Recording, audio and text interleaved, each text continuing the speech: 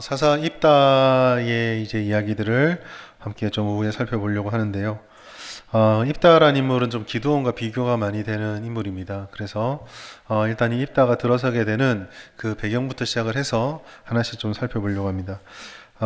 기도해 보라는 뻔한 대답 말고라는 책이 있습니다. 혹시 읽어보신 분 있으신가요? 예. 뭐 내용은 뭐 말씀드릴 건 아니고 저 제목이 좀 되게 자극적입니다. 기도가 너무 뻔하다. 그 부제가 뭐가 돼 있냐면은요. 신앙의 모범 답안에 지친 당신에게 그 목사로서 되게 심장이 뜨끔합니다. 뭐 성도들 찾아오면 우리 한번 기도해 보십시다. 예배부터 합시다. 말씀 너무 뻔한 정답인데 이 대답에 지치게 했나? 라는 생각을 좀 하게 된 책이에요. 근데 내용을 좀 보시면 사실은 주제들은 되게 선명합니다. 주제들은 되게 독특한 것이 없지만 그 우리가 너무 당연하게 얘기하는 것들에 대해서 조금 더 깊이 생각을 해보고 내가 이런 것들을 이야기를 할 때에 원래 이런 의미를 담아야 되는구나, 이런 생각을 해야 되는구나 라는 것들을 조금 고민하게 만드는 책이에요. 신앙생활에는요, 우리에게 하나님이 주시는 은혜를 따라서 하는 것이긴 하지만 또 신앙생활을 할 때 정말 필요한 자세 중에 하나는 우리가 조금 더 진지하게 성찰하고 묵상하고 하나님의 뜻을 묻는 생각의 시간들이 조금 필요합니다. 습관적으로 그냥 반복해서 반복해서 생활하게 된다라는 건 어쩌면 굉장히 위험할 수 있다라는 거죠. 사사기에서 보여주는 게 바로 그 패턴들입니다. 끊임없이 사사기에서 반복되는 패턴은 우리가 잘 알다시피 죄짓고 벌받고 회개하고 구원받고 또 죄짓고, 이게 그냥 습관적으로 계속 돌아가는 거예요. 하나님께서 그런 은혜를 주셔서 사사를 보내주시고 구원을 해주시면은 거기에서 생각을 하고 떨어진 곳으로 돌아가면 안 되는데 그냥 그건 잊어먹어 버리고 다시 또 원래대로 돌아가 버리는 이 습관의 태도들을 계속 보여주는 거죠. 오늘 본문도 마찬가지입니다. 기드온이라고 하는 꽤나 긴 분량의 이야기들을 통해 하나님께서 뭘 원하시는지를 상세하게 경험하게 해주셨어요. 그런데 오늘 입다가 등장하는 시점에 사사 돌라와 사사 야일, 그 소사사가 지나가고 난 다음에 이스라엘이 마주했던 현실은 또 옛날과 똑같이 우상숭배를 하고 하나님의 뜻을 저버리는 모습으로 돌아가 버렸습니다.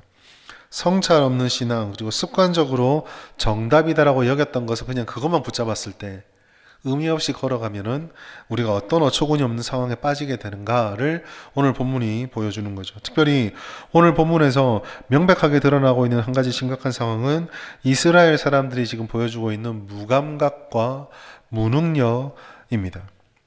하나님과의 대화 속에서 이스라엘 사람들이 무엇이 문제인지는 계속 여실히 드러나요. 사사기는요, 참 어떻게 보면 성경을 읽을 때 사사기를 계속 읽다가 보면은 좀 뭔가 씁쓸함이 이렇게 올라올 때가 있어요. 도대체 이렇게 사람이 못 깨달을 수가 있는가?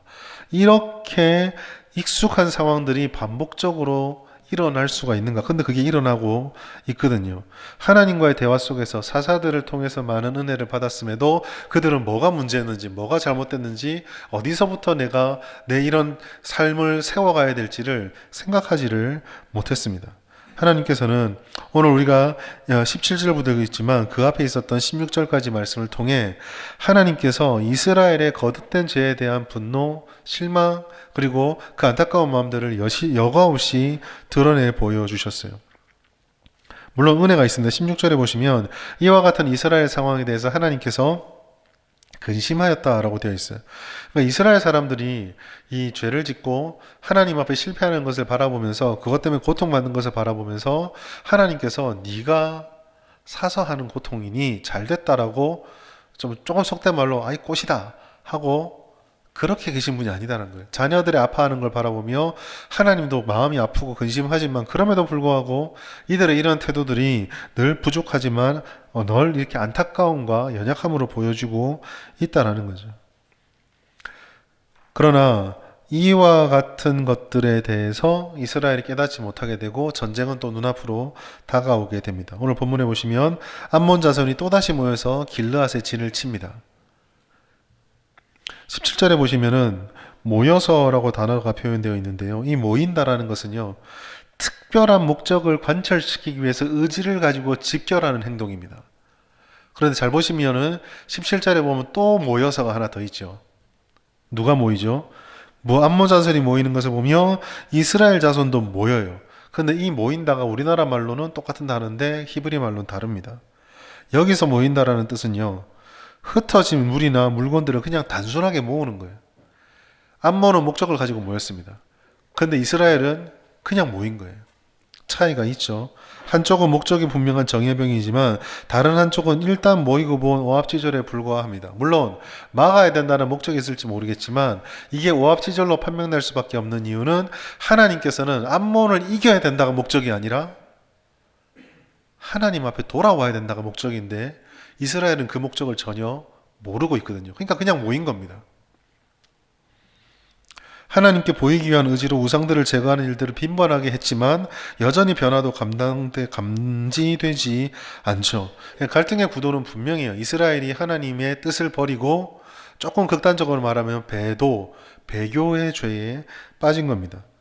이스라엘 스스로 누가 어떤 환경이 그래서 무슨 상황이 발생을 해서 우리가 힘들어진 게 아니라 이스라엘 스스로 자신들이 갖고 있었던 약속과 평화를 깨버린 거예요. 버린 겁니다.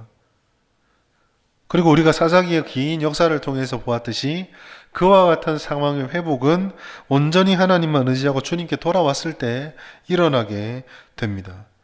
그런데 이 정답들을 그렇게 많이 봐놓고도 오늘 본문에서 이스라엘은 전혀 그거를 깨닫지 못해요.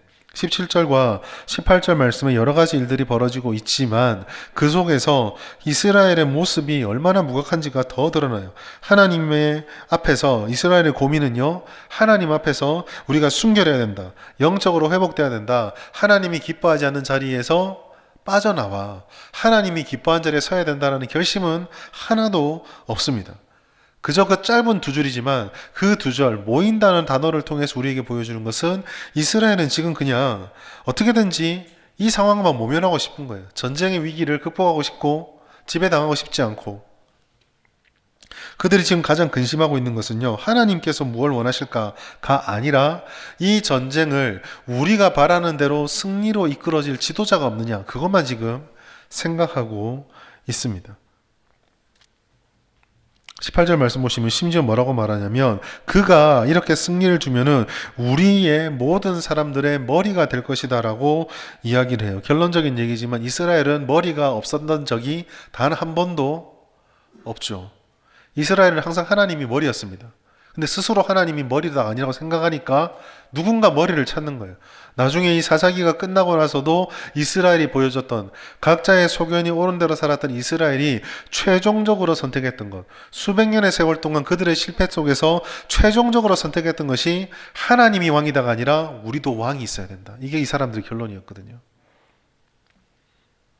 사실 사사기는요, 똑같습니다. 그냥 1장부터 시작을 해서 마지막 끝날 때까지 똑같은 행동들을 생각 없이 그냥 계속 반복을 하고 있어요. 하나님을 바라보지 않고 인간적인 의지만을 바라보는 거죠. 무감각한 겁니다. 여러분, 이러한 무감각은요, 사실 성도들에게는요, 무능력과 연결되어집니다. 뭐 할 줄 안다, 할 줄 모른다, 그런 무능력이 아니라 특별히요, 두 가지 면에서 무능력해지는데, 첫 번째는요, 영적인 무능력이에요. 다시 말씀을 드리지만 오늘 이 상황 속에서 암몬이 쳐들어왔을 때 대응하고 의논하는 과정에서 분주해 보이지만 빠져있는 게 하나 있습니다. 고민이 있죠. 근심도 있습니다. 지도자를 찾고자 하는 열심도 있습니다. 그런데 그 많은 것들 중에 찾을 수 없는 모습이 하나 있어요. 그게 뭡니까? 하나님과의 대화하는 장면이 하나도 없어요. 위기잖아요. 하다못해 우리가 이제 목회를 하고 신앙생활을 하다 보면은요, 평소에 이렇게 그렇게 얘기를 해도 예배나 이렇게 신앙생활 하는 것에 대해서 그렇게 크게 마음을 안 쓰다가 뭔가 큰 자기 힘으로 감당하지 못하는 문제가 왔을 때는 기도하러 오시는 분들이 있거든요. 상담하러 오신 분들이 있고 예배드린 모습들이 있거든요. 근데 이스라엘은 그것조차도 없습니다. 대책 마련을 위해서 전전긍긍해요. 그리고 이스라엘 사람들, 우리랑 좀 비슷한 성향이 있는 게 역사라든지 전승 이런 거 되게 중요하게 생각을 하거든요. 전통, 우리 선배가 뭘 했다더라, 우리 조상이 뭘 했다더라, 이거 굉장히 중요하게 생각하는데요. 그거를 지금 몇 번에 걸쳐가지고 반복을 했는데 하나님께서 징계할 수 있다는 생각조차 하지 않고 있습니다. 여전히 그들은요, 하나님을 따르는 일에 영적인 영역에서 회복이 되지 않고 있어요. 그러니 그들이 고작 바라봤던 게 누가 우리가 머리 될 것, 우리의 머리가 될 것인가. 사람만 찾고 있는 거죠. 다시 한 번 말씀드리지만 사사기 끝났을 때 사사시대를 관통한 이스라엘에 내어놨던 해답이 왕이랐다는 사실을 기억하십시오. 그들은 언제나 하나님에 대해서 무감각했습니다.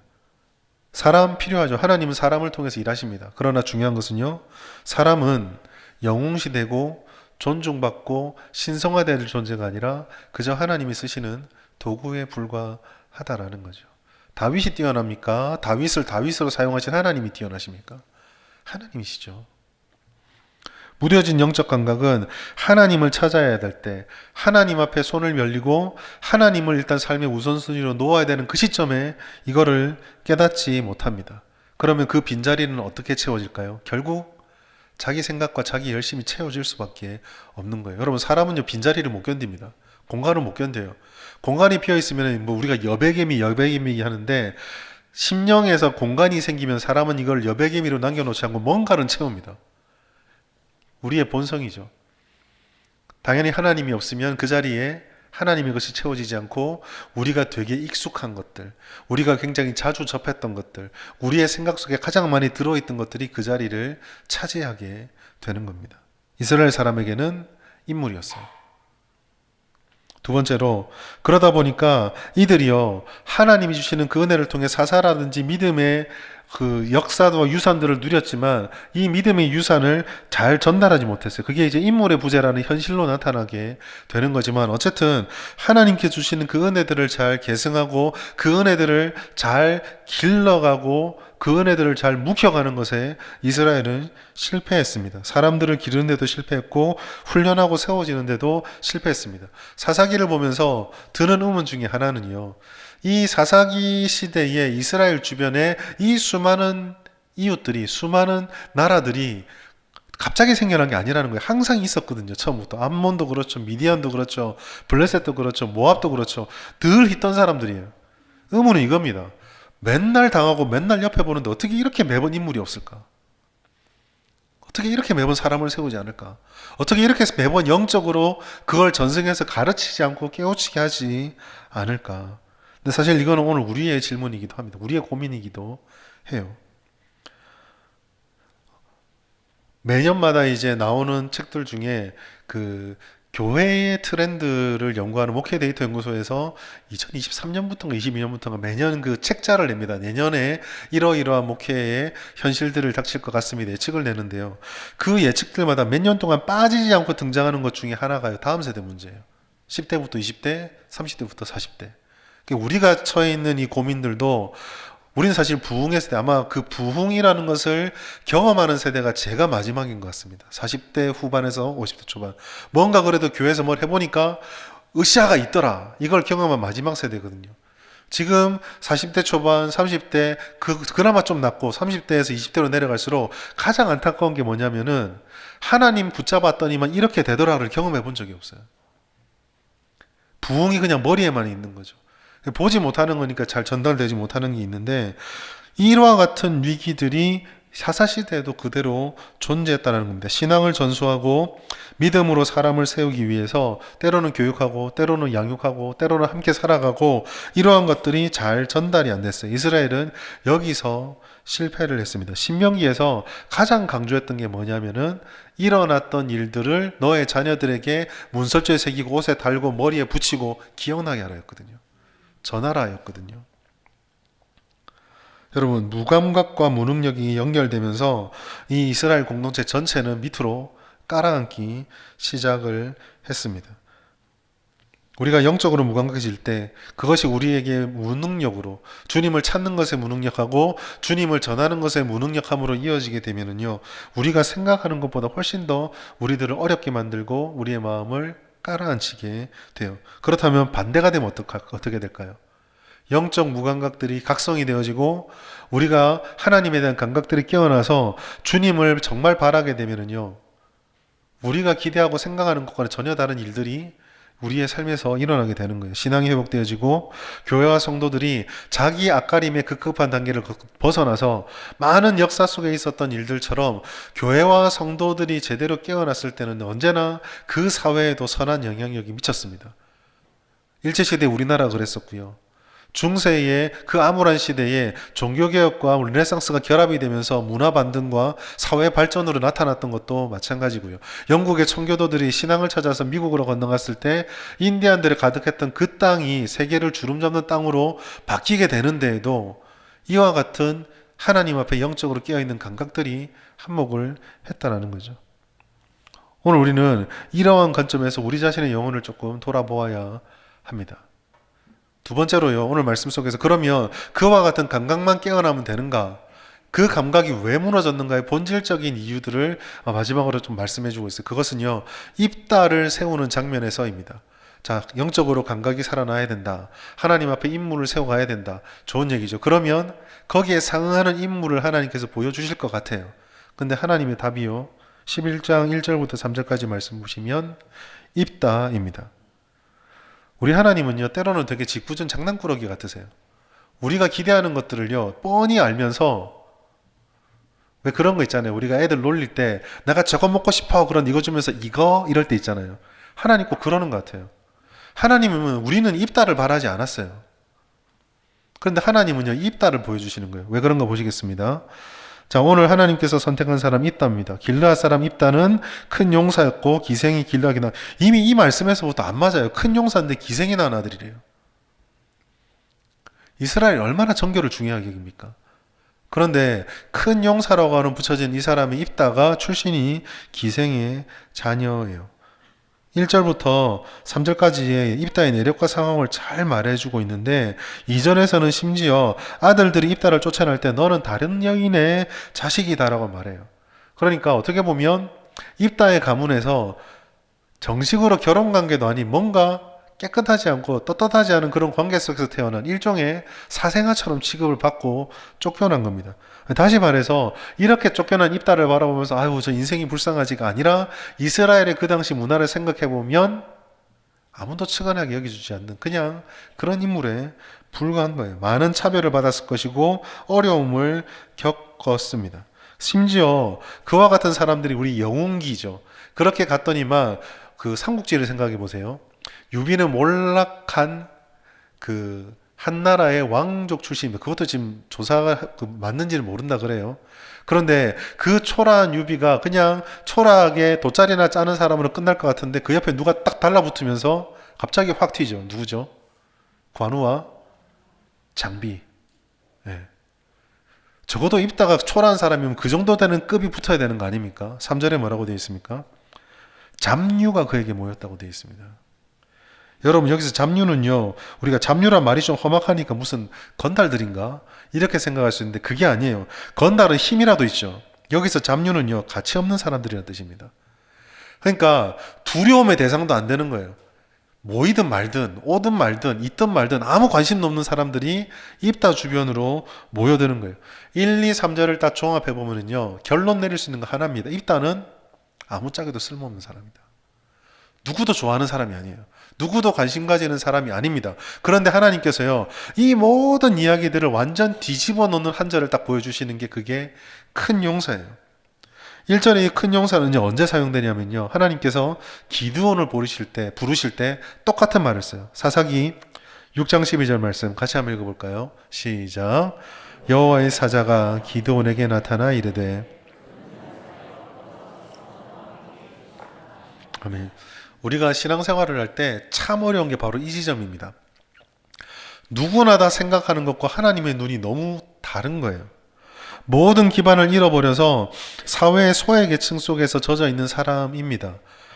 10장 18절에 누가 우리의 머리가 될까? 그가 우리의 머리가 되리라 라고 외친 다음에 입다가 등장하는데, 사실 입다는 머리입니다 라면 아무도 받아들이지 않는 그런 사람이에요. 이거는요, 우리의 선입견이 아니라 그냥 상식인 거예요. 입다는 아니에요. 근데 하나님께서는 입다래요. 그가 큰 용사랍니다. 여러분, 이 말도 안 되는 격차 속에서 하나님께서 이스라엘 사람들이 깨닫기 원하는 것, 사사기를 보는 성도들이 깨닫길 바라는 게 존재하고 있어요. 사사기의 문제를 잘 생각해 보십시오. 사사기에서 등장하는 반복되는 문제의 핵심은요, 내가 볼 때 이게 좋아랑 하나님은 이걸 원해. 즉, 하나님의 주권과 하나님의 통치에 대한 믿음과 내가 보고 있는 사회에 대한 기본적인 이해, 그 사이의 충돌이거든요. 이스라엘 사람들은요, 가나안 땅에 들어가서 바알과 아세라를 섬기는 사람들이 잘 살아놓으니까 그 문화를 받아들여야 잘 산다라는 되게 상식적인 결정을 내렸어요. 그런데 가나안 땅에 들어갈 때 하나님께서 신신당부한 게 뭡니까? 너희가 그래 될 거니까, 그런 걸 경험할 거니까 내가 하나님 것을 잊지 말고 내 말을 지켜라. 즉 주님의 주권에게 순종해라. 이게 하나님의 뜻이었거든요. 입다에게 보여주는 게 그겁니다. 우리가 입다를 생각할 때는 안 돼, 글러 먹었어. 그런데 그게 무엇과 충돌해요? 나는 쓸 거라니까. 이 둘 사이에 충돌이 딱 되는 거죠. 그리고 요 중심에, 요 사이에 뭐가 있습니까? 하나님이 하신다라는 주권과 하나님이 하신다라는 그 주권을 믿고 순종할 수 있느냐라는 우리의 결단이 존재하고 있는. 사실 여기서 사사기의 모든 문제는 반복되는 거예요. 하나님이냐 블레셋이냐, 블레셋 섬겼다가 지배당하죠. 하나님이냐 미디안이냐, 미디안 섬겼다가 지배당하죠. 하나님이냐 모압이냐, 모압한테 손 벌렸다가 지배당. 계속 이 패턴이거든요. 계속 이게 반복되고 있는 것입니다. 여러분, 하나님께서는요, 하나님의 방식으로 역사를 이루어 가세요. 이 말만 들으면 우리는 그렇게 생각할 수 있겠죠. 왜 이렇게 외골수처럼 고집불통인가? 여러분, 그것은요, 불완전한 우리 사이에나 통하는 이야기입니다. 나도 틀릴 수 있고 너도 틀릴 수 있으니까 누구 한 사람 것을 고집하는 것은 고집불통이 되겠죠. 그러나 한쪽이 100% 정답만 말한다면 고집불통이 아닙니다. 그때부터는.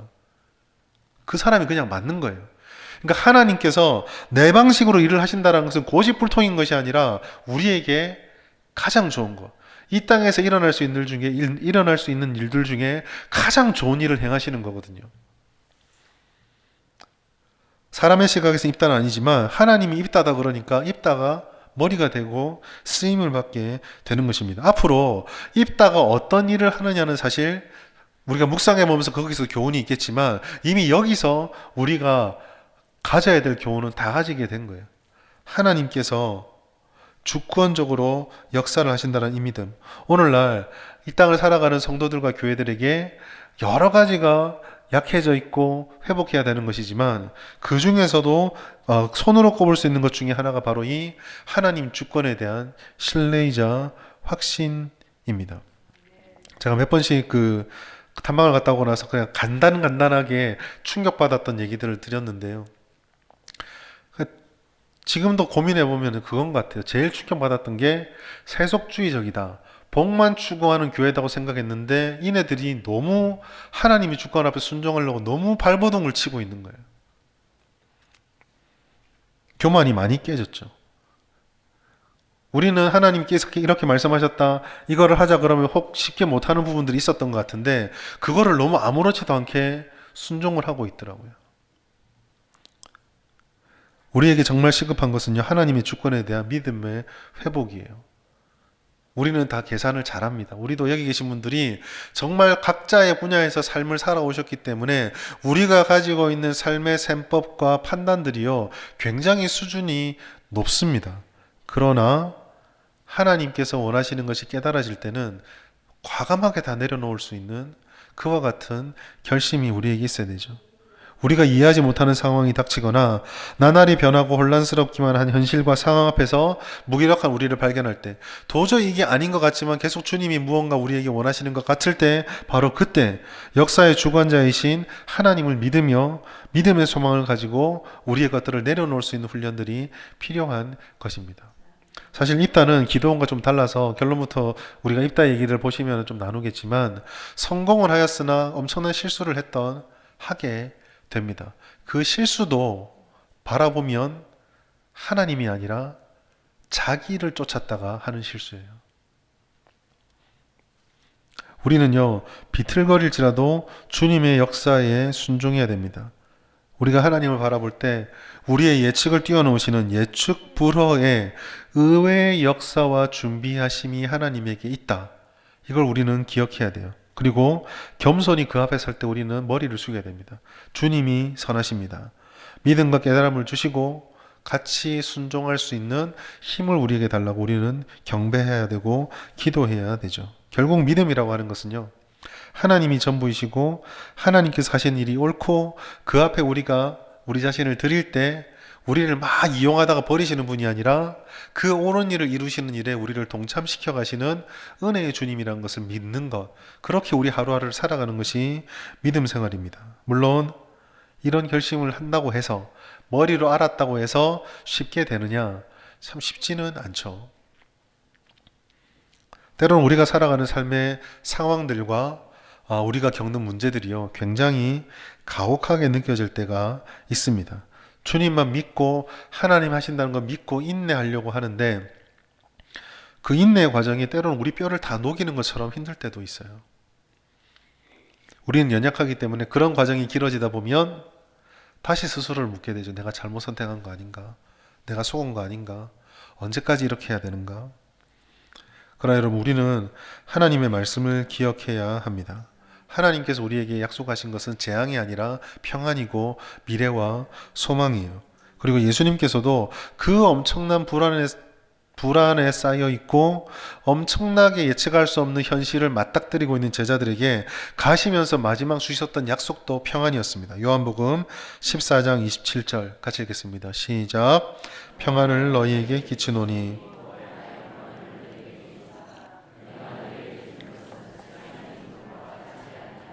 너희는 마음에 근심하지도 말고 두려워하지도 말라. 하나님의 주권이 도달하는 지점이에요.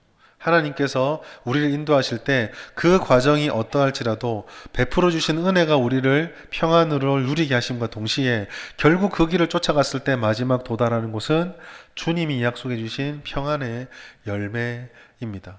사사기의 패턴을 늘 기억하십시오. 그들은 평안을 구했습니다. 그들은 열매를 구했습니다. 그래서 최선을 다했습니다. 딱 하나만 빼고 최선을 다했습니다. 주님께 순종하는 것만 빼고 최선을 다했습니다.